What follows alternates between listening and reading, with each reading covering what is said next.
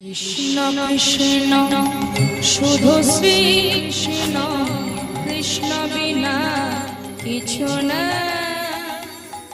কৃষ্ণ ভগবান বারবার বলছে মাটির পৃথিবীতে মানুষ যখন যায় মানুষের অনেক কিছু কারণ আছে। ভগবান বলছে মাটির পৃথিবীতে মানুষ যায়, মানুষ অনেক পাপের ফল বা পাপের পূর্ণ করার জন্য মাটির পৃথিবীতে লাঘব যন্ত্রণা সহ্য করতে যায়। আপনারা তাহলে কেউ কেউ প্রশ্ন করে বলতে পারেন যে ভগবান তাহলে মাটির পৃথিবীতে ভগবানও তো নেমে এসে তার কারণ বলতে গিয়ে স্বয়ং ভগবান বলছেন আমাকে মাটির পৃথিবীতে যে বারবার যেতে হয় তার কারণটা কিন্তু আমি গীতার মধ্যে আমি সর্বপ্রথমেই বলে দিয়েছি। 18 দিনের কুরুক্ষেত্রের যুদ্ধতে ভগবান বলছে অর্জুনকে, অর্জুন তুমি যুদ্ধ করো।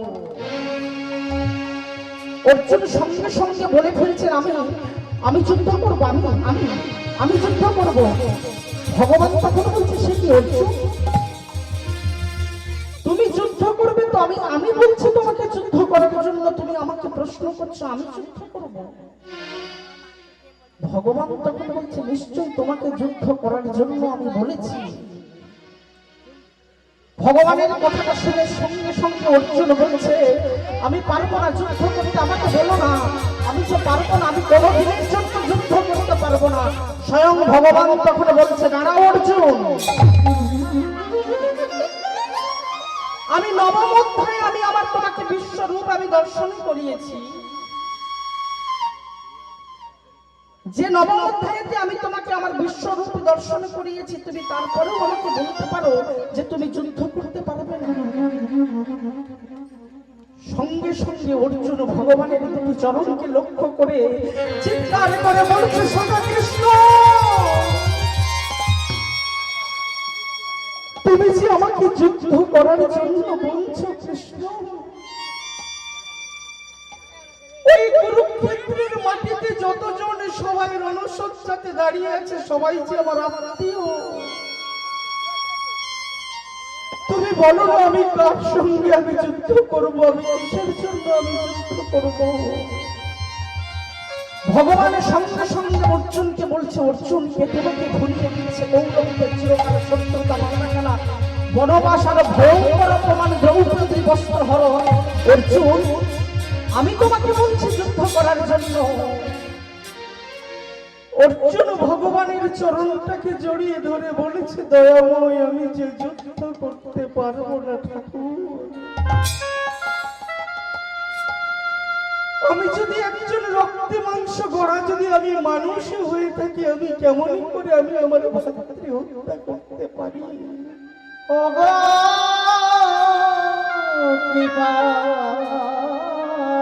তুমি বলো না ঠাকুর, আমি যদি একজন রক্তে মাংস গড়া মানুষ হই আমি কেমন করে আমি যুদ্ধ করব, তুমি আমাকে বলো। ভগবান তখন বলছে অর্জুন আমাকে মাটির পৃথিবীতে বারবার যেতে হয়, পরিত্রাণায় সাধনায় বিনাশায় চতুষ্কৃতং ধর্ম সংস্থাপনায় সম্ভবামি যুগে যুগে। অর্জুন আমাকে মাটির পৃথিবীতে বারবার যেতে হয় কেবলমাত্র পরিত্রাণায় সাধনায় সাধুকে রক্ষা করার জন্য, দ্বিতীয় কারণ বিনাশায় চতুষ্কৃতং দুষ্টকে দমন করার জন্য, 3 নম্বর কারণ ধর্ম সংস্থাপনায় সম্ভবামি যুগে যুগে। মাটির পৃথিবীতে ধর্ম নামক বিষয়টাকে রক্ষা করার জন্য যে আমাকে বারবার মাটির পৃথিবীতে যেতে হয়। অর্জুন আমি যখন সত্য যুগে যখন আমি এসেছিলাম তখন আমার নাম হয়েছিল সত্যনারায়ণ, কিন্তু আমার আরেকটা নাম ছিল, আমার নাম মুরারি। কারণ সত্য যুগে আমি মুর নামক একজন অসুরকে দহন করেছিলাম, তাই আমার নাম হয়েছিল মুরারি। ত্রেতা যুগেতে আমি এই রামচন্দ্র হয়ে আমি রাবণকে আমি ধ্বংস করেছি, তাই আমার নাম হয়েছিল রাবণারি। আর এই আগত দাপর যুগে যখন ছিলাম তখন আমি নিজের মামা কংসকে ধ্বংস করেছিলাম, তাই আমার নাম হয়েছিল কংসারী। আর এই আগত এই মাটির পৃথিবীতে কলি যুগেতে আমার নামও হয়েছে শ্রীকৃষ্ণ চৈতন্য মহাপ্রভু। হরি হরি বল। শ্রীকৃষ্ণ চৈতন্য মহাপ্রভু নামে কারণ তিনি নাকি প্রত্যেকটা জীবকে নাকি তিনি চেতনা দেওয়ার জন্য এই মাটির পৃথিবীতে এসেছেন। ভগবান তিনি চৈতন্য, তিনি প্রত্যেক মানুষকে চৈতন্য করানোর জন্য এই মাটির পৃথিবীতে তিনি এসেছেন। আর চৈতন্য মহাপ্রভু তিনি আজকে মাটির পৃথিবীতে নেমে এসে প্রত্যেকটা জীবের দ্বারে দ্বারে গিয়ে প্রত্যেকটা জীবের চরণে ধরে বলছে, একবার বলো না কৃষ্ণ নাম। যে কৃষ্ণ নাম করলে নাকি জীবের অনর্থ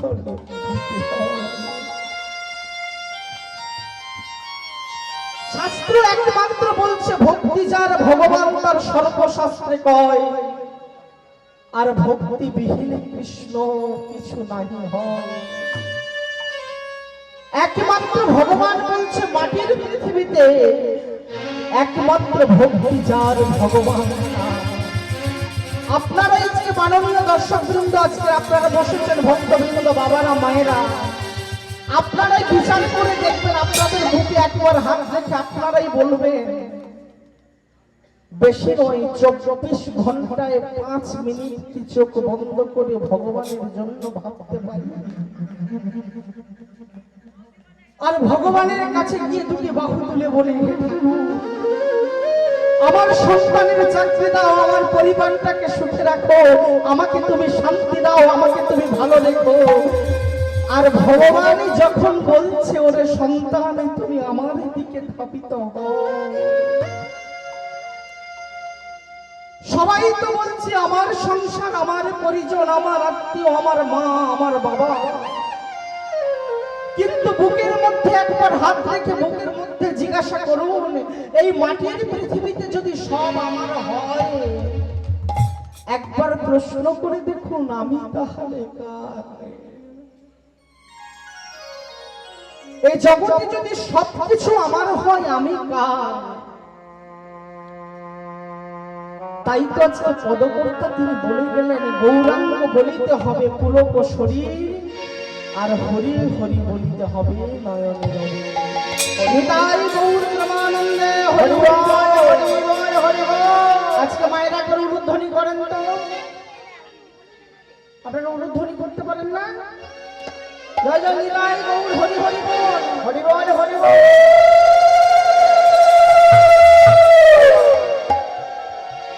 জয় জয় নিতাই গৌর শিবনাথ প্রেমানন্দে হরি হরি বল।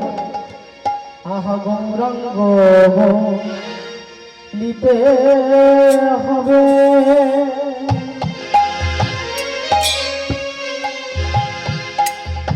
আহা পুলক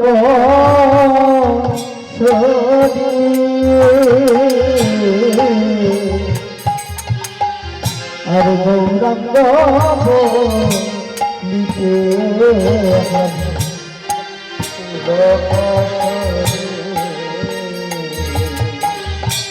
আরে হরি হরি, আরে হরি হরি, আরে হরি হরি বলিতে যেন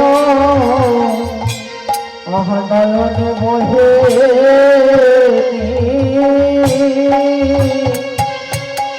হরি হরি বলিতে যেন নয়নে বহে।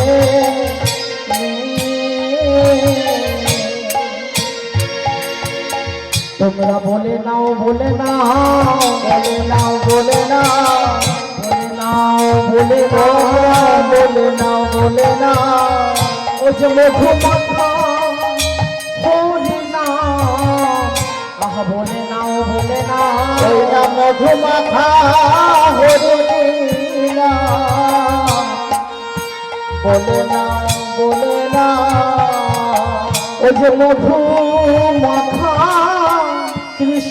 না তোমরা বলে না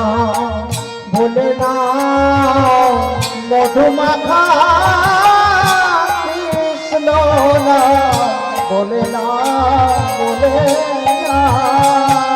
যে বলাতে এসেছে ধরাতে এসেছে বলাতে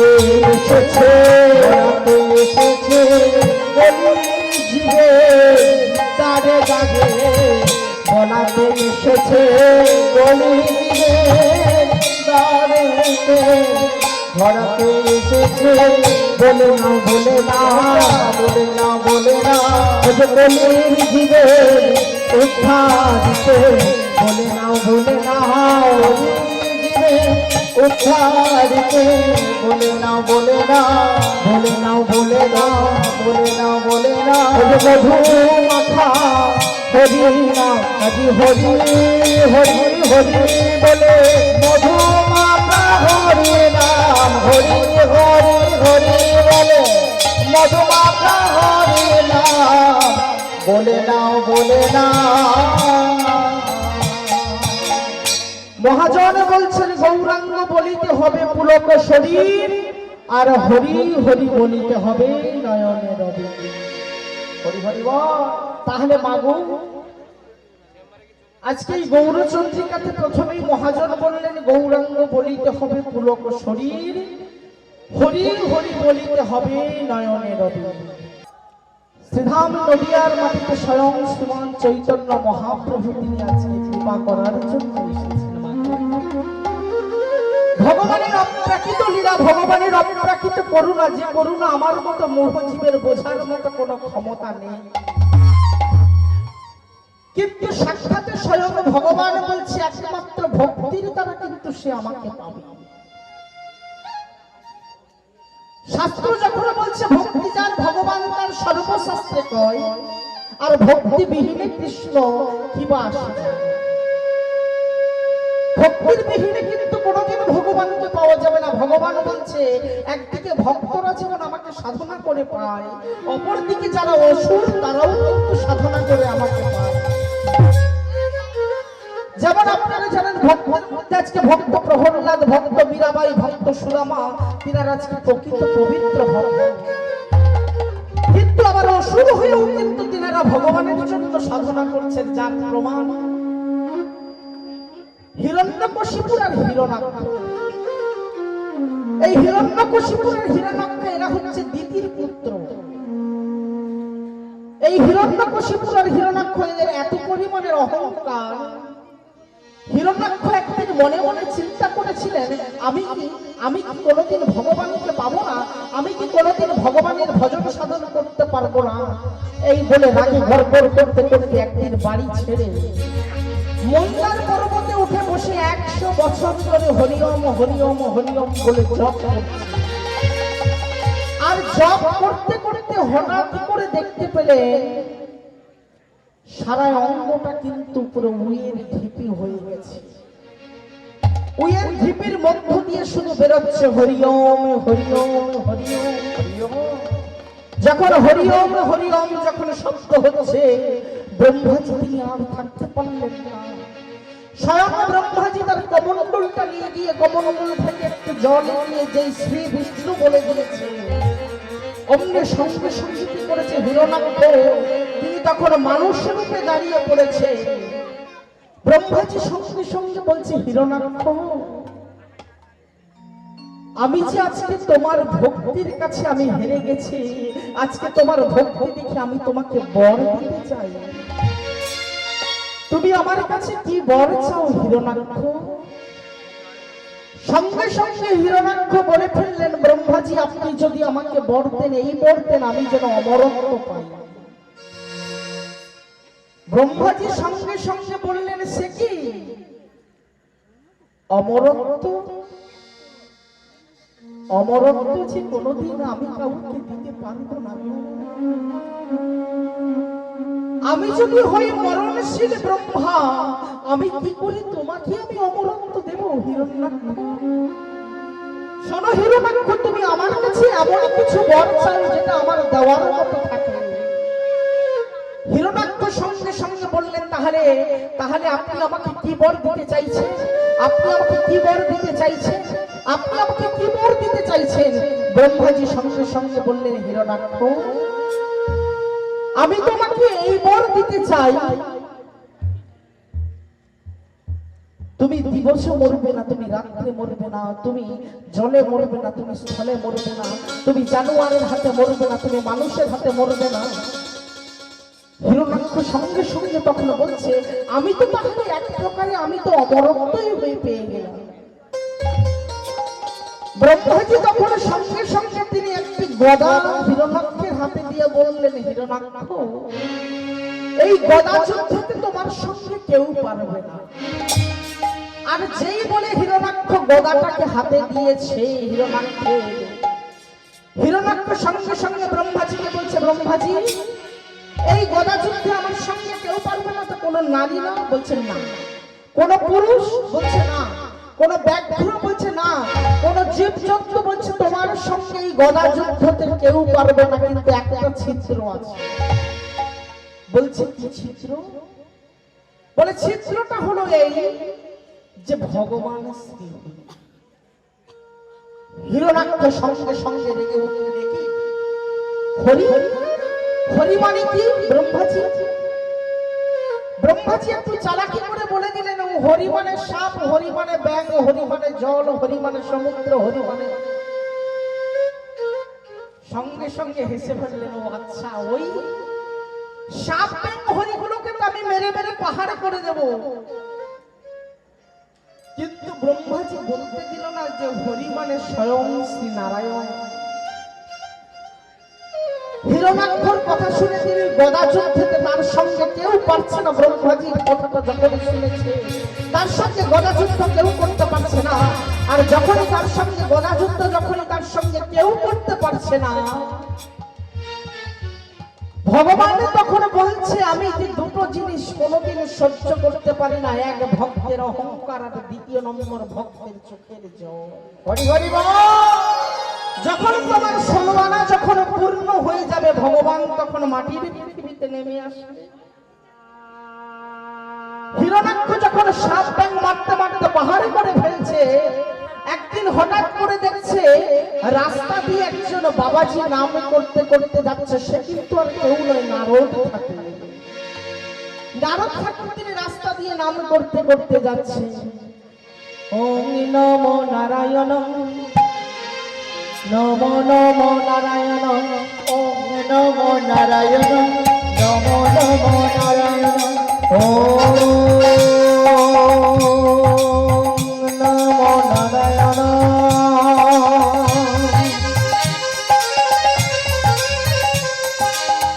ওম নমো নারায়ণ, ওম নমো নারায়ণ, ওম নমো নারায়ণ, ওম নমো নারায়ণ, নমো নমো নারায়ণ,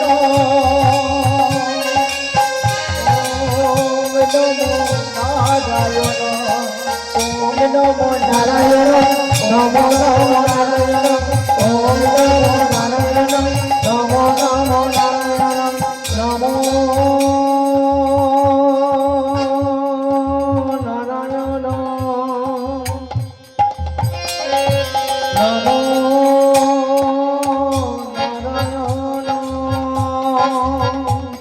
হিরণাক্ষ সঙ্গে সঙ্গে বলছে, আপনি দাঁড়ান।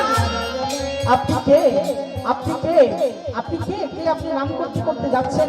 সঙ্গে সঙ্গে তখন নারদ ঠাকুর বলছেন, ও আচ্ছা, আর কেউ নয়, আমি, আমার নাম নারদ। যেই বলেছে নারদ, সঙ্গে সঙ্গে তখন বলছে, আপনার নাম কি তাহলে শ্রীহরি? উনি তখন বলছে, না না, আমার নাম শ্রীহরি নয়, তাহলে আপনি কে? উনি সঙ্গে সঙ্গে বলে ফেললেন, আমি হচ্ছে আর কেউ নয়, আমি হচ্ছে একমাত্র কি জানেন তো, আমি হচ্ছে হরির অ্যাসিস্ট্যান্ট। আমি কোনোদিন কারোর সঙ্গে যুদ্ধ করতে পারি না, আমি শুধু একটু যুদ্ধটাকে লাগিয়ে দিতে পারি। আচ্ছা, তাহলে আপনি বলবেন নারদ ঠাকুর, আচ্ছা হরি কোথায় থাকে আপনি বলতে পারবেন? নারদ ঠাকুরের যেই শুনেছে যে হরি কোথায় থাকে, নারদ ঠাকুর সঙ্গে সঙ্গে বলে ফেললেন, আচ্ছা আচ্ছা হরি কোথায় থাকে তুমি জানো? হরি হচ্ছে আরো কোথাও থাকে না, হরি আগের দিনে নাকি এই রাস্তাতে থাকতেন, এখন নাকি উনি জলের তলায় থাকেন। হরি বল। আর যেই বলে দিয়েছে যে হরি জলের তলায় থাকে, হিরণাক্ষ সঙ্গে সঙ্গে বলছে, আমি তাহলে কেমন করে হরির দর্শন পাবো? নারদ ঠাকুর তখন বলছে, আপনি হরিকে কেমন করে দর্শন করবেন? আপনার হাতেতে যে গদাটা আছে, আপনি জলের তলায় গিয়ে মারবেন আর বলবেন, কোথায় হরি, কোথায় হরি, কোথায় হরি? দেখবেন ভক্তের ডাক শুনে কিন্তু আর থাকতে পারবে না, হরি কিন্তু দেখা দেবেই দেবে। যেই বলে দিয়েছে অমনি কি করেছে, ছুটে গিয়ে জলের তলায় গিয়ে ডুবে একদিকে গদা বাচ্চার বলছে, কোথায় হরি, কোথায় হরি, আর কোথায় হরি? আর স্বয়ং ভগবান তখন কি বলছে, মাগো, বলে আরে কি হরি থাকিতে পারে, আরে কি হরি থাকিতে পারে, আর কি হরি থাকিতে পারে? ও যে ভক্ত ডাকিলে আসিতে না রে, বলে আর কি হরি থাকিতে পারে, ভক্ত ডাকিলে আসিতে না রে, আর কি হরি থাকিতে পারে?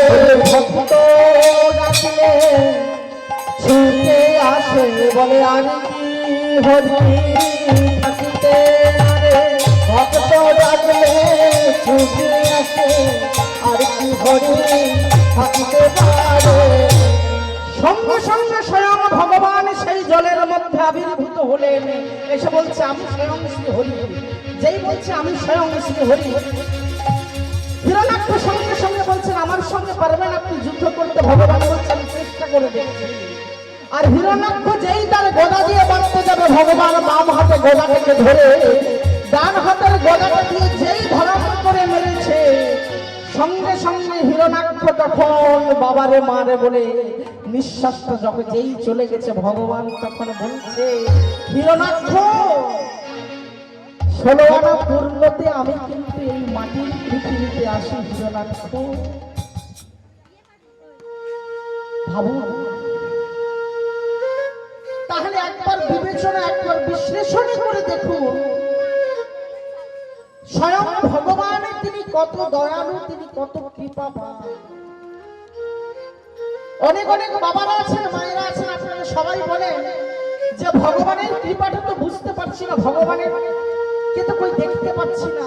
ভগবানকে দেখার বিষয় নয়, ভগবানকে অনুভূতি করার বিষয়।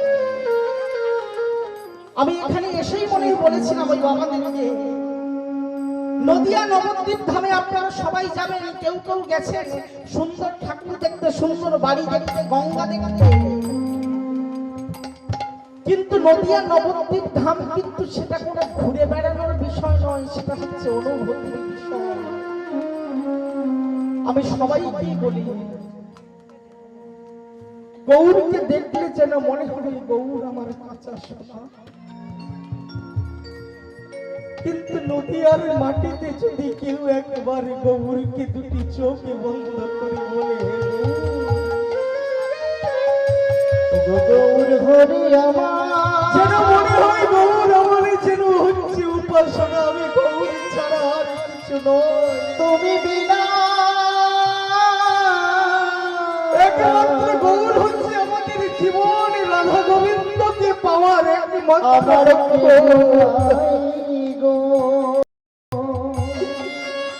গৌরের দুটি চরণকে ধরে যতক্ষণ আমরা ততক্ষণ না সার করতে পারবো, যতক্ষণ না গৌরের কাছে টিকিট পাবো বৃন্দাবনে যাওয়ার, ততক্ষণ যে বৃন্দাবনের রাধারানী আমার মতো অধমী কিছু কোনোদিন দর্শনে ফিরে দেবে না। তার কারণ দ্রাপর যুগের রাধা কৃষ্ণের মিলিত তনু তিনি গৌর রূপে আজকে নদিয়াতে তিনি এসেছে। তুমি বিনা আমার কেহ আপন,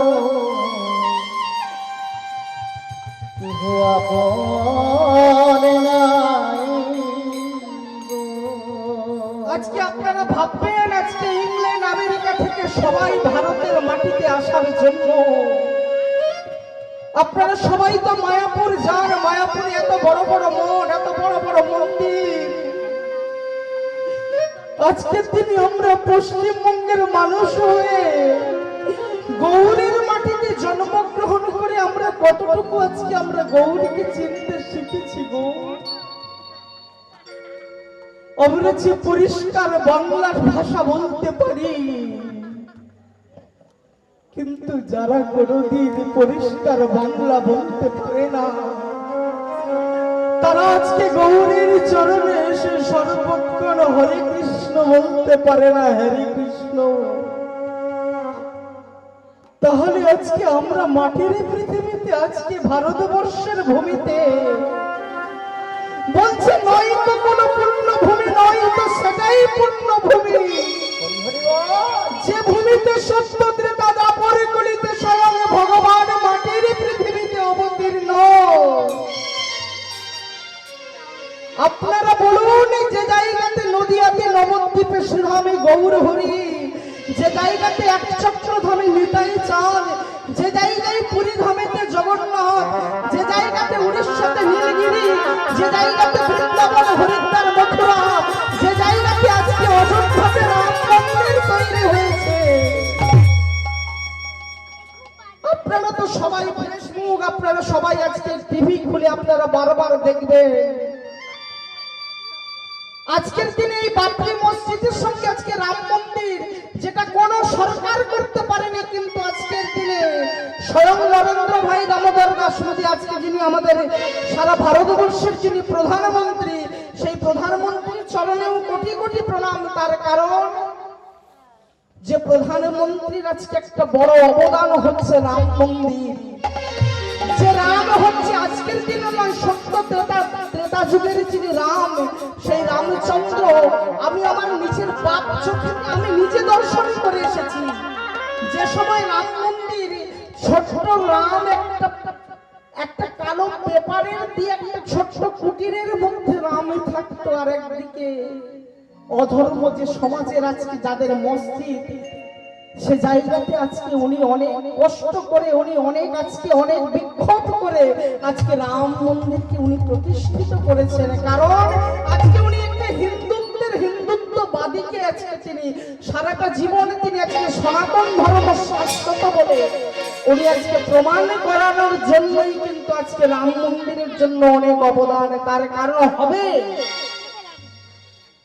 আমাদের প্রধানমন্ত্রীর জন্মস্থান যে গুজরাটের যে জায়গাতে, ওটা একজিস্ট যে জায়গাটা হচ্ছে আহমেদাবাদ, রাজকোটের মাঝামাঝি সুরেন্দ্রনগর বলে একটা জায়গা আছে। উনি প্রধানমন্ত্রীকে স্বয়ং দ্বারকাপতি কৃষ্ণ তিনি আশীর্বাদ দিয়েছিলেন, যে দ্বারকার রাজা ছিলেন স্বয়ং কৃষ্ণচন্দ্র। আপনারা যদি কোনোদিন কেউ দ্বারকা গিয়ে থাকেন, আপনাদের কৃপায় আমি দ্বারকা আমার এই বছরই 2 বার যাওয়া হলো। সত্যি দ্বারকার যে তিনি স্বর্ণপুরী, দ্বারকা যে স্বর্ণভূমি, সেই দ্বারকার স্বর্ণভূমি, সেই দ্বারকার স্বর্ণপুরীতে স্বয়ং দ্বারকাপতি যে কৃষ্ণ তিনি আশীর্বাদ করে গেছে। যদি কোনোদিন যান বুঝতে পারবেন যে কি পবিত্র জায়গা, কি পবিত্র ভাবে আজকে দ্বারকার যেটা স্বর্ণ, তদ্রূপ আজকে আপনারাও প্রত্যেক দিন রাম সীতা পরম ভক্ত হনুমানকে আপনারা বাড়িতে প্রত্যেক দিন আপনারা কেউ কেউ বাড়িতে পঞ্চমুখী হনুমানের ফটো রাখবেন। দেখবেন যত সমস্ত সন্তানদের কিছু কিছু মানুষের মাঙ্গলিক দশা থাকে, কিছু কিছু মানুষের শনির দশা থাকে, সব দশা থেকে মুক্তি পাবেন, কিচ্ছু করতে হবে না। পঞ্চমুখী হনুমানে আপনারা প্রত্যেকদিন ধূপ দেখাবেন, শ্রীরাম জয় রাম জয় জয় রাম। এই মন্ত্রটা যদি নাও মনে থাকে আমার কাছ থেকে পরে লিখে নেবেন। এই মন্ত্রটা প্রত্যেকদিন 18 বার করে জপ করে ধূপ দেখাবেন, পারলে একটু জল মিষ্টি দেবেন, দেখবেন সর্ব বিপদ থেকে আপনারা মুক্তি পাবেন। হৃদয় গৌর প্রেমানন্দে হরি হরি বল। কীর্তন শুনতে এসে কিন্তু শুধু ওই যে গান শুনবো, নাচ করবো, চলে যাব, এটাতে কোনোদিন হয় না। কীর্তন হচ্ছে কি রতন। ওই তো বললাম না, গৌরকে যদি চোখ বন্ধ করা যায়, গৌর হচ্ছে উপাসনা। আর গৌরকে এমনি দেখলে হয়, গৌর হচ্ছে কাঁচা সোনা। আমি তো নিজেও বলছি, আমি যে নবদ্বীপ ধামে, আমি শ্রীধামে নদীয়ার মাটিতে, আমি গৌরের কৃপায় থেকে উঠছি, গৌরকে আমি চিনতে পারি। এই তো দুজনে একেবারেই কথা বলবি না। এই জায়গাটা হচ্ছে কেবলমাত্র কীর্তনটা হচ্ছে কি রতন, এটা হচ্ছে নিস্তব্ধ। কীর্তনিয়া কি ভালো বললো, কীর্তনিয়া কত দেখতে সুন্দর, এটা নিয়ে কথা নয়। কীর্তনটা হচ্ছে অনুভূতির বিষয়। ভগবানকে একমাত্র আপনারাই পাবেন। আপনারা পরীক্ষিত মহারাজের আসনটাকে গ্রহণ করে বসে আছে। তক্ষকদংশনের 7 দিনের মধ্যে মৃত্যু হবে। সেই 7 দিনের তক্ষকদংশনের যদি যন্ত্রণা থেকে যদি ভগবান যদি তার অমৃত ভাগবতের বাণী দিয়ে যদি তার মৃত্যুটাকে হরণ করে যদি তাকে স্তম্ভিত করতে পারে, সারাদিন একবার শুধু কেবলমাত্র হৃদয় মাঝে ভগবানকে বসিয়ে বলবো, ঠাকুর তুমি ছাড়া এই মাটির পৃথিবীতে আর কেউ নেই, তুমি ছাড়া এই মাটির পৃথিবীতে আর কেউ নেই। 18 দিনের কুরুক্ষেত্রের যুদ্ধে যখন অর্জুনকে বলেছিল, অর্জুন তুমি যুদ্ধ করো, অর্জুন বলছে পারবো না। কেন না, ওই কুরুক্ষেত্রের মাটিতে যিনি আছেন উনি হচ্ছে আমার গুরু দ্রোণাচার্য। আমি গুরুদেবের সঙ্গে যুদ্ধ করতে পারবো না, আমি গুরুদেবের সঙ্গে কোনোদিনের জন্য যুদ্ধ করতে পারবো না। ভগবান তখন বললেন, অর্জুন আমি যদি হই, যদি সাক্ষাৎ তোমার স্বয়ং সখা কৃষ্ণ, আমি তোমাকে বলছি তোমাকে যুদ্ধ করতে হবে, কিন্তু কি করে? ভগবান তখন বলে দিলেন, অর্জুন তোমার গুরুদেব উনি তো সাত্বিক ব্রাহ্মণ, উনি প্রত্যেকদিন সকালবেলায় উঠে উনি গায়ত্রী মন্ত্র জপ করেন।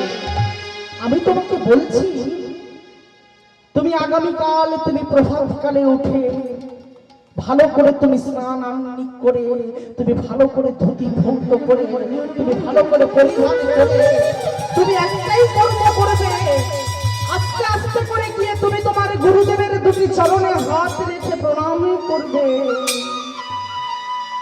আর তোমার গুরুদেব যখন তোমাকে জিজ্ঞাসা করবে, বৎস তুমি আমার কাছে কি চাও, তুমি সঙ্গে সঙ্গে বলে ফেলবে, গুরুদেব আমি জানতে চাই আপনার মৃত্যু কেমন করে হবে। অর্জুন চিৎকার করে বলেছে, হতে পারে না গুরুদেব,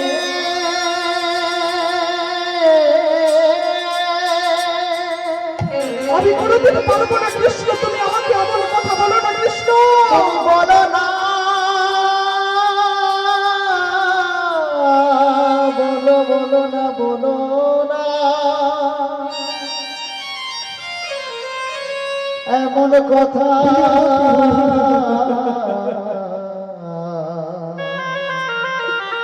কোনদিন তুমি আমাকে বলতে পারো না, বলো না। স্বয়ং ভগবান বলছে, অর্জুন তোমাকে যে আজকে কুরুক্ষেত্রে যুদ্ধটা করতে হবে, অর্জুন ভগবানের কথাটা শুনে সকালবেলায় উঠে সুন্দর করে স্নান করে ধুতি করে আস্তে আস্তে করে এক পা দুপা করে গিয়ে গুরুদেবের চরণে হাত রেখে প্রণাম করে বলেছে, গুরু ব্রহ্মা গুরু বিষ্ণু গুরুদেব মহেশ্বর গুরুদেব পরম ব্রহ্ম তস্मै শ্রী গুরবে গুরবে নমঃ। গুরুদেব মাথার উপর হাত রেখে বলছে, বৎস তুমি আমার কাছে কি চাও? অর্জুন কাঁপা কাঁপা কণ্ঠে বলছেন, গুরুদেব আমি জানতে চাই গুরুদেব, আমি জানতে চাই গুরুদেব আপনার মৃত্যু কেমন করে হবে? সঙ্গে সঙ্গে দ্রোণাচার্য চোখ খুলে বলছে কি, আর বলার সঙ্গে সঙ্গে গুরুদেব একটু হেসে ফেললেন। ও আচ্ছা, ওর চোখ চলছে কি, এটি গুরুদেব কি আমাকে দেখে হাসছে? দ্রোণাচার্য সঙ্গে সঙ্গে বলছে না না না না অর্জুন, আমি তোমাকে দেখে হাসিনি, আমি যে হেসেছি ওই অদূরে যে একটা বৃক্ষের আড়ালে স্বয়ং ভগবান তিনি দাঁড়িয়ে আছেন। স্বয়ং ভগবান তিনি অদূরে তিনি আড়ালেতে তিনি দাঁড়িয়ে আছেন। এতদিন যে আমারও আজকের দিনে যে সেই বাঁশিটা বেজে গেছে, আমাকে চলে যেতে হবে। কিন্তু আমি তোমাকে বলি অর্জুন, আমার মৃত্যু কেমন করে হবে আমি তোমাকে জানিয়ে রাখি। যেদিন আমার প্রিয় পুত্র অশ্বত্থামার আমি মৃত্যু সংবাদ শুনতে পাবো, সেদিনই কিন্তু আমার মৃত্যু হবে। যেই বলে দিয়েছে অমনি সঙ্গে সঙ্গে সঙ্গে সঙ্গে অর্জুন তো উঠে চলে গেছে কুরুক্ষেত্রের মাঠে। যুদ্ধ শুরু হয়ে গেছে, একদিকে কৌরবদের দল আর একদিকে পাণ্ডবদের দল। যখন হানাহানির মধ্যে যখন যুদ্ধ হচ্ছে, যুদ্ধ করতে করতে যখন আর অর্জুন পারছে না, সর্বঙ্গ যখন খুলে খুলে পড়ছে, তখন চিৎকার করে ভগবানকে বলছে দয়াময় সিদ্ধান্ত মম গাত্রাণি মুখুজ্জ পরিশুষ্যতুচ্ছতে রমহস্য ভক্ত তক তক তক পরিতজ্জতে ইয়মং ইয়মং শরণং ভাবত চিত্তন্তে কলবরং পরমাধরং মাধবং কৃষ্ণমাং জনার্দনং যদুৎসব সমবস্তুতাং সিদ্ধান্ত মম গাত্রাণি মুখুজ্জ মানবং ভক্তস্তুচ্ছে স্বয়ং গোবিন্দায় চরণারবিন্দে। স্বয়ং ভগবান দেখছে যে আর অর্জুন পারছে না যুদ্ধ করতে। ভগবান দেখছে অদূরে মানব দেশের রাজা ইন্দ্রবর্মার একটা পোষা হাতি, যে পোষা হাতিটার নাম হচ্ছে অশ্বত্থামা। সেই হাতিটাকে ভীম ৮০ মণ ওজনের গোলা দিয়ে মেরেছে, আর যেই মেরেছে মারা গেছে। স্বয়ং ভগবান তখন অর্জুনকে ইঙ্গিত করে বলছে অর্জুন, অর্জুন তুমি চিৎকার করে বলে দাও অশ্বত্থামা মারা গেছে। অর্জুন চিৎকার করে বলে দাও অশ্বত্থামা মারা গেছে। অর্জুন তখন বলছে ওই তো অশ্বত্থামা যুদ্ধ করছে। ভগবান তখন বলছিস এই ট্যাবলেটই কাজ হয়ে যাবে, তুমি বলে দাও অশ্বত্থামা মারা গেছে। আর সঙ্গে সঙ্গে তখন অর্জুন কাঁপা কাঁপা কণ্ঠে চিৎকার করে বলছে অশ্বত্থামা মারা গেছে। দ্রোণাচার্যের কানে যাওয়ার সঙ্গে সঙ্গে যেন হাতটা টলমল করছে, কিন্তু না না না না আমি আজকে তোমার কথা বিশ্বাস করব না অর্জুন, অশ্বত্থামা মারা যেতে পারে না। ভগবান ছুটতে ছুটতে গিয়ে অশ্বত্থামার কানে কানে গিয়ে বলছে, চিৎকার করে গিয়ে যখন ছুটে ছুটে গিয়ে যখন ওই দ্রোণাচার্যের কানের কাছে গিয়ে বলছে আচ্ছা কোন হসপিটাল থেকে ডেথ সার্টিফিকেট দিলে আপনি বিশ্বাস করবেন অশ্বত্থামা মারা গেছে? দ্রোণাচার্য সঙ্গে সঙ্গে বলে ফেললেন আমি বিশ্বাস করব যদি বলে ওই ধর্মপুত্র যুধিষ্ঠির। আর স্বয়ং ভগবান তখন ভক্তের মান রাখার জন্য ছুটতে ছুটতে যাচ্ছে। যুগে যুগে তিনি এলে ধরাতে রাখিতে ভক্তের মান, রাখিতে ভক্তের মান। যুগে যুগে তুমি এসেছো ধরাতে রাখিতে ভক্তের মান, রাখিতে ভক্তের মান। যুগে যুগে তিনি এলে ধরাতে রাখিতে ভক্তের মান, রাখিতে ভক্তের মান,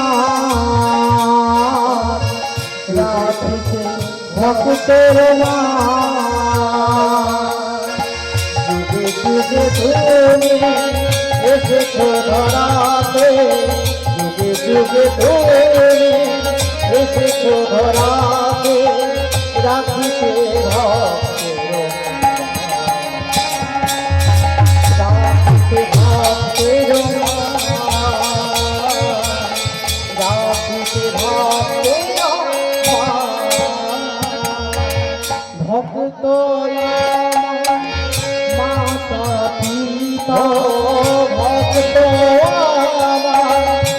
মাতা পিতা ভক্ত আমার মাতা পিতা ভক্ত আমার মাতা পিতা ভক্ত যে পিতা ও ভক্ত আমার মাতা পিতা ভক্ত যে আমার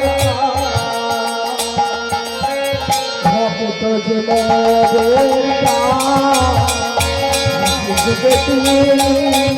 মোদের ধরাতে রাখিতে ভক্ত রাখিতে ভক্তের রাখিতে ভক্তের সঙ্গে সঙ্গে দাদা যুধিষ্ঠিরকে গিয়ে বলছে, দাদা দাদা তুমি চিৎকার করে বলো অশ্বত্থামা মারা গেছে। যুধিষ্ঠির সঙ্গে সঙ্গে বলছে, ওরে মোর কৃষ্ণ, তুই আজকে হাজার চেষ্টা করলেও আমার জিহ্বাতে তুই একটাও মিথ্যে বলাতে পারবি না, তুই আমাকে একটাও মিথ্যে বলাতে পারবি না। ভগবান তখন বলছে, দাদা আমি যে তোমাকে মিথ্যে বলার জন্য বলিনি, তুমি তো সত্যি কথাটা বলবে। তুমি বলবে অশ্বত্থামা হতবাণী ইহাই আমি সত্য জানি, ইতি গজ পড়ি গেল না। আর যেই বলেছে সঙ্গে সঙ্গে কি করেছে, চিৎকার করে যুধিষ্ঠির বলছে, অশ্বত্থামা হতবাণী ইহাই আমি সত্য জানি, ইতি গজ পড়ি গেল রণে, পড়ে গেল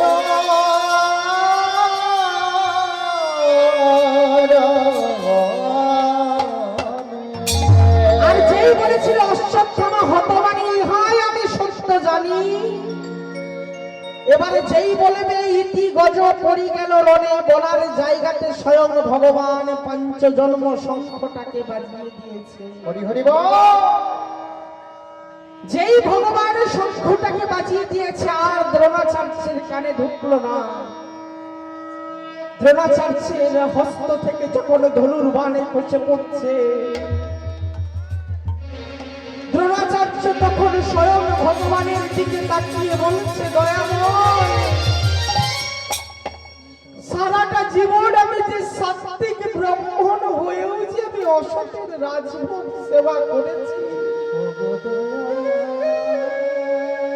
তুমি আমাকে আজকের মতো তুমি পারাপার করে দাও। তুমি পারাপার মোরে, আমার যে আর কেউ নেই, দয়াময় পারাপার করে দাও। তুমি আমাকে পারাপার করে দাও। এ জগতে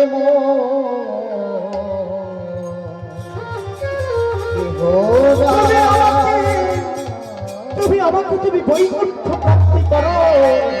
স্বয়ং ভগবান যখন বলছে, দ্রোণাচার্য পৃথিবীতে চিরদিন নাম সত্য, পৃথিবীতে চিরদিন ধর্ম সত্য, পৃথিবীতে চিরদিন মানব সত্য, পৃথিবীতে চিরদিন কথা সত্য, আর পৃথিবীতে চিরদিন সত্য একমাত্র হচ্ছে সততার ভূমি। যে সততার মধ্যে আজকে স্বয়ং বিশ্ব জয় করতে পারে, তুমি সামান্যতম একটু মিথ্যা বলতে তোমার নিজের আত্মসুখের জন্য, দেখবেন মাটির পৃথিবীতে যখন আমরা আমাদেরই যখন অনেক অভাবের অনেক যন্ত্রণাতে পড়ি, তখন কিন্তু আমরা কিন্তু অসতের পথ আমরা অবলম্বন করি। ভগবান বলছে, আত্মেন্দ্র প্রীতিবাঞ্ছা পাবে বলে কাম, কৃষ্ণ ইচ্ছা প্রীতিবাঞ্ছা ধরে প্রেম নাম। আত্মইচ্ছা প্রীতিবাঞ্ছা সব সময়ের জন্য নিজের ইচ্ছা নিজের চাহিদাটাকে যখন পূরণ করতে যাব, তখন ভগবান বলছে নিজের ইচ্ছাটা বাকি রেখে আমার ইচ্ছাটাই তুমি সর্বশ্রেষ্ঠ হও। আর ভগবানের ইচ্ছাই হচ্ছে মাটির পৃথিবীতে সবাই ইচ্ছিত। যদি আপনাদের কোনো বাবা কোনো মায়ের মধ্যে যদি প্রশ্ন হয় যে তাহলে ভগবান এত দুঃখ কেন দেয়, ভগবান এত কষ্ট কেন দেয়, ভগবান এত যন্ত্রণা কেন দেয়, ভগবান তখন বলছে মানুষ জন্ম হয়ে আমরা অহংকারের রঙ্গমঞ্চে বসে ভগবান বলছে যতক্ষণ তুমি আমার করবে, ভগবান বলছে আমি তোমার কাছ থেকে বহু দূরে গিয়ে বসে থাকি। আর যতক্ষণ তুমি সব সময়ের জন্য ভাববে যে আমার বলতে কিছু নয়, যা আছে আমার বলতে কিছু নয়, যা আছে সব তার। ভগবান বলছে ভাবছো বসে চলবে কিছু, তুমি ভাববার কে? তুমি ভাবো তাকে, তোমার ভাবনা ভাবতে সে তোমার। হরি হরি বল। আজকে মাননীয় ভক্তবৃন্দ বাবারা আপনারা কি বলছেন? আপনাদের ভাবনাটা নিজেরই ভাববেন তো। আজ থেকে প্রতিজ্ঞা করেন, যিনারা সন্ন্যাসী, যিনারা যোগী, একবার একটু হাসবেন, এটা কিন্তু হাসার জায়গা না। যতক্ষণ কিন্তু ভাববেন যে সবটা আমার, আপনারা ভাবুন পৃথিবীতে 100 কোনোদিন খারাপ হতে পারে না, পৃথিবীতে 100 কোনোদিন ভালো হতে পারে না। নবদ্বীপ, বৃন্দাবন, মথুরা, গয়া, কাশী, কুরুক্ষেত্র, আপনি যত জায়গাতে যে সমস্ত বাবাসীরা বড় বড় MA, BEd, PhD কমপ্লিট করা, যারা সংসার সবকিছুকে বাদ দিয়ে কেবলমাত্র তারা ওই জায়গাতে গিয়ে আছে, কেবলমাত্র তারা ভগবানকে অনুভূতি করার, তারা কি তাহলে খায় না? তারা কি তাহলে শীতের সময় তারা গায়ে চাদর দেয় না? তারা কি তাহলে ভালোর সময় তারা নতুন পোশাক পরে না? আগে হচ্ছে ভগবানের প্রতি বিশ্বাস। আর যতক্ষণ আমার মধ্যে আমিত্ব ভাব আসবে, সেই আমিত্ব ভাবটা যতক্ষণ পর্যন্ত থাকবে, ততক্ষণ ভগবান বলছে ওই জায়গাতে আমি যুক্ত থাকি না, ওই জায়গা থেকে অনেক দূরে আমি থাকি। আমিত্ব যে জায়গাতে, সে জায়গাতে আমি থাকি না। কুরুক্ষেত্রের যুদ্ধটা শেষ করে বাড়ি ফিরে যাচ্ছে কে কে? না, অর্জুন আর ভীম দুজনে মিলেই কিন্তু বাড়ি ফিরে যাচ্ছে। আর ভীম আর অর্জুন যেই বাড়ি ফিরে যাচ্ছে, তখন বলছে দাদা, অর্জুন বলছে আমি যদি না থাকতাম তাহলে তোমরা কিন্তু এই কুরুক্ষেত্রের যুদ্ধেতে তোমরা জয়ী হতে পারতে। ভীম তখন বলছে না অর্জুন, আমি যদি না থাকতাম আর কি, আমার এই গদা যুদ্ধটা যদি না করতাম তাহলে তোরাও আজকে জয়ী হতে পারতি। ভগবান বলছে আমি যে কোনোদিন আমি কোনোদিন ভক্তের অহংকার সহ্য করি না। আমার নাম দর্পহারী মধুসূদন। আমি যে কোনোদিন কারোর দর্পটাকে আমি থাকি না, আমি সঙ্গে সঙ্গে পারে আমি দর্পটাকে চূর্ণ করি। হরি হরি বল। রাস্তা দিয়ে বলতে বলতে যাচ্ছে, ভীম বলছে আমি না থাকলে তোরা জয়ী হতে পারতি না, আর একদিকে অর্জুন বলছে আমি না থাকলে তোমরা জয়ী হতে পারতে না। বলতে বলতে রাস্তা দিয়ে হেঁটে চলে যাচ্ছে, আর ভগবান তখন কি করেছে, একটা কাটা মুন্ড একটা গাছের উপরে ঝুলিয়ে দিয়ে কাটা মুন্ডটা হাসছে। যখন বারবার যখন হাসছে, ভীম শুনতে পাচ্ছে আচ্ছা কে যেন একটা হাসছে না, অর্জুনও শুনতে পাচ্ছে আচ্ছা কে একজন একটা হাসছে। যেই বলছে কে হাসছে কে হাসছে কে হাসছে, বলতে বলতে যেই উপরের দিকে চোখ পড়ে গেছে, একটা কাটা মুন্ড তখন খিলখিল করে হাসছে। অর্জুন তখন বলছে এই তোর নাম কি রে, তোর নাম কি, তুই হাসছিস? ভীম তখন বলছে তুই হাসছিস, তুই জানিস না তুই হাসছিস তুই হাসছিস। যখন তাকে বারবার যখন বলছে ভগবান তখন ওপর থেকে হাসতে আছে।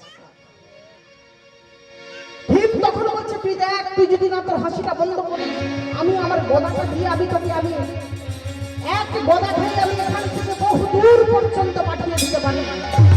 অর্জুন তখন বলছে আমি সুদর্শন চক্রকে আহ্বান করে আমি তোকে ছিন্ন বিচ্ছিন্ন আমি করে দিতে পারি। যখন দুজনের মধ্যে যখন তর্কাতর্কি কি হচ্ছে তখন স্বয়ং ভগবান এসে নেমে আসছে। ভগবান এসে তখন সঙ্গে সঙ্গে বলছে, ও ভীম দাদা, অর্জুন তোমরা কোথায় গিয়েছিলে? বলছে, কৃষ্ণ তুই জানিস না এই একটা কাটা মুন্ডু আমাদেরকে দেখে বারবার হাসছে কেন? ভগবান তখন বলছে, আচ্ছা দাঁড়াও, কাটা মুন্ডুটাকে আমি জিজ্ঞাসা করেছি তুই কে? আর যেই কাটা মুন্ডুটাকে জিজ্ঞাসা করেছে, কাটা মুন্ডুটা সঙ্গে সঙ্গে বলছে আমার নাম হচ্ছে বর্বরী। তোর নাম বর্বরী? আচ্ছা বর্বরী যদি তুই হস, আচ্ছা তুই তো বর্বরী যখন হয়েছিস তাহলে তুই তাহলে কোন বংশ থেকে এসেছিস? বলে, আপনি জানেন না আমি তো এই পাণ্ডব বংশে আমার জন্ম।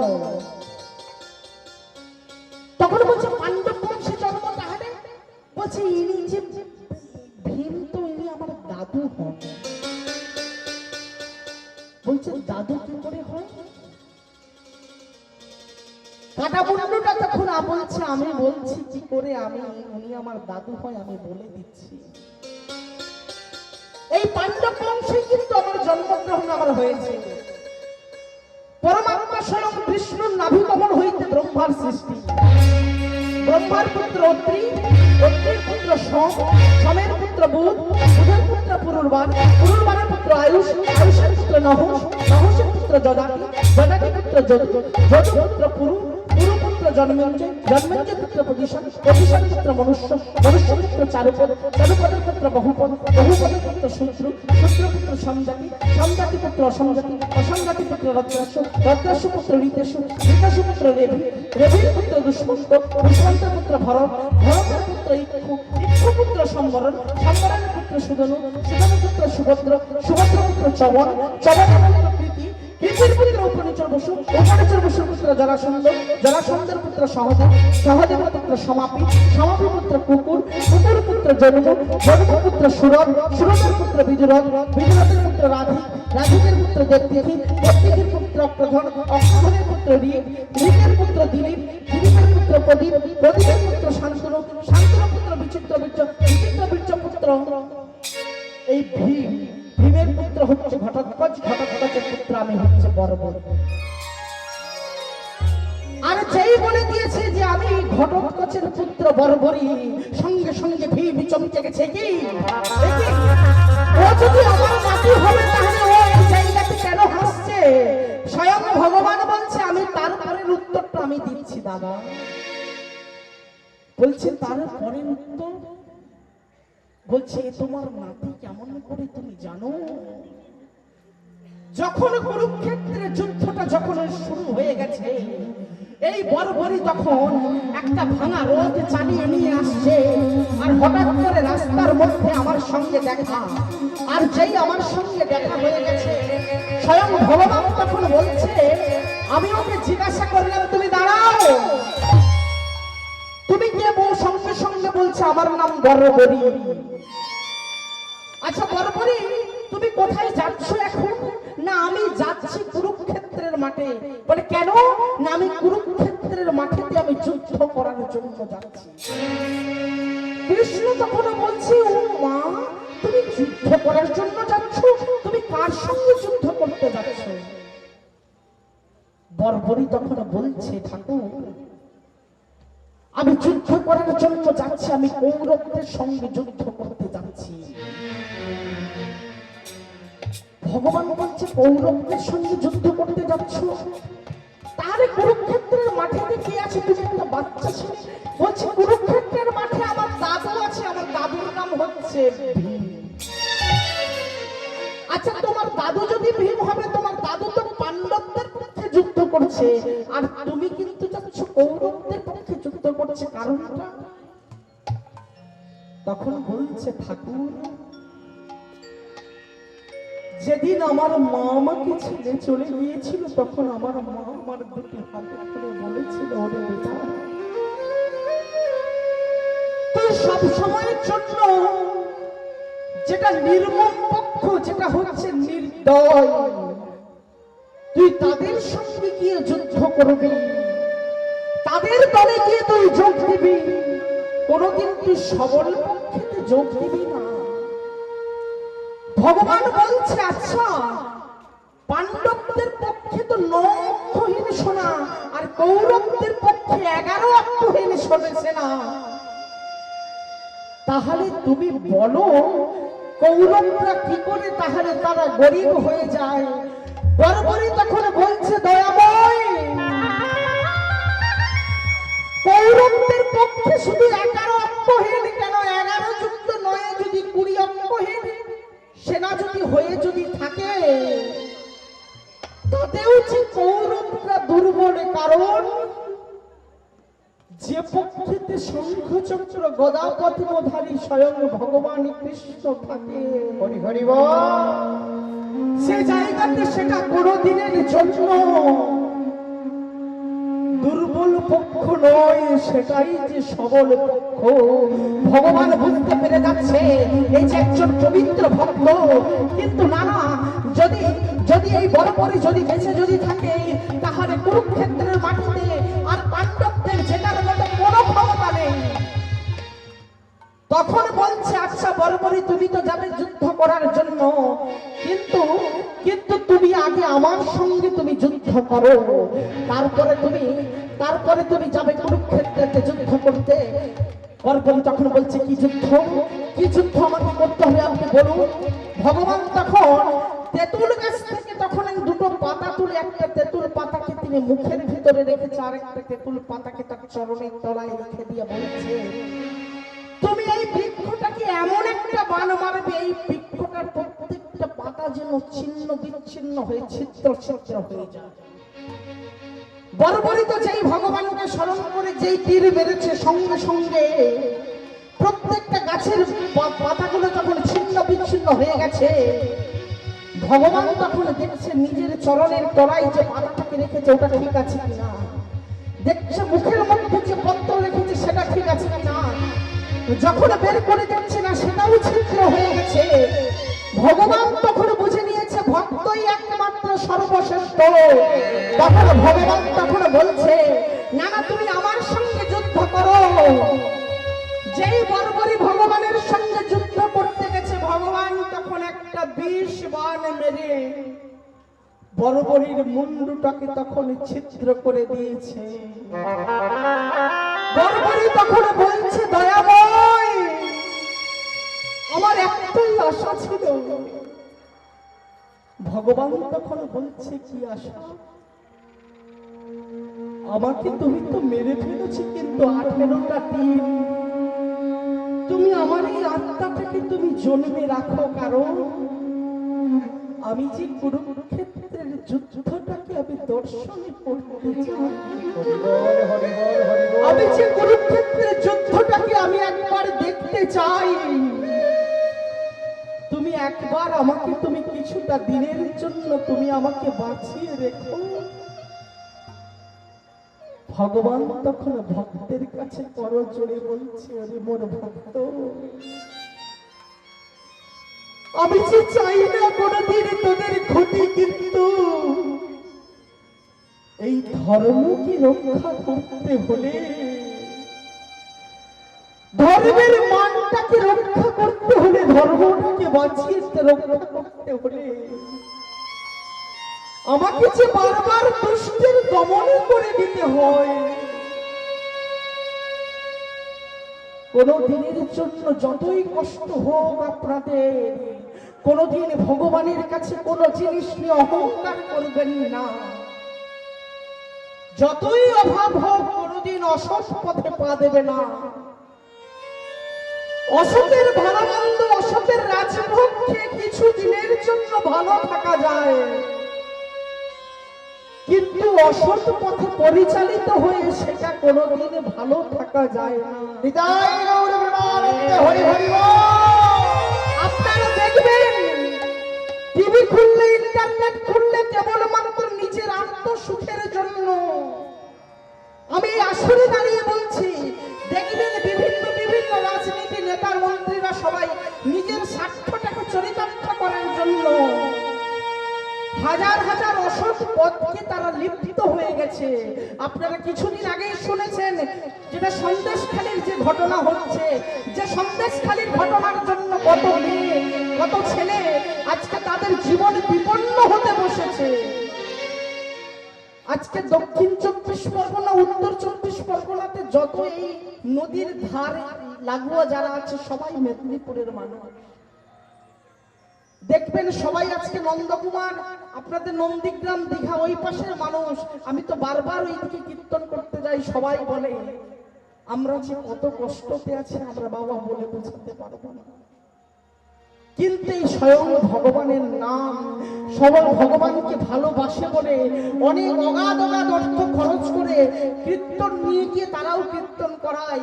কিন্তু সন্দেশখালীর এখন যে পরিস্থিতি, ভয়ঙ্কর পরিস্থিতি চলছে, আমি রাধা গোবিন্দের কাছে প্রার্থনা করব ওই সমস্ত এলাকাতে যেন স্বয়ং ভগবান যেন সবাইকে শান্তি বিরাজ করায়। না হলে কিন্তু আগামী যে প্রজন্ম, আগামী যে দিন আসছে, যে দিন যেটা সবার জন্য ভয়ঙ্কর হয়ে উঠছে। 100 বছর অন্তর 2020 সালে করোনা ভাইরাস গেছে। আপনারা নিশ্চয়ই জানবেন করোনা ভাইরাসে কত কষ্ট পেয়েছেন, কত মানুষ অর্ধেক দিন না খেয়ে অর্থ নিদ্রাতে থাকতে হয়েছিল। আমার নিজের, আমি জীবন্ত মানুষটা আমি নিজেই দেখেছি আমার নবদ্বীপ ধামেতে। কত কত বাবাজি, কত কত অতীত, কত কত দরিদ্র মানুষ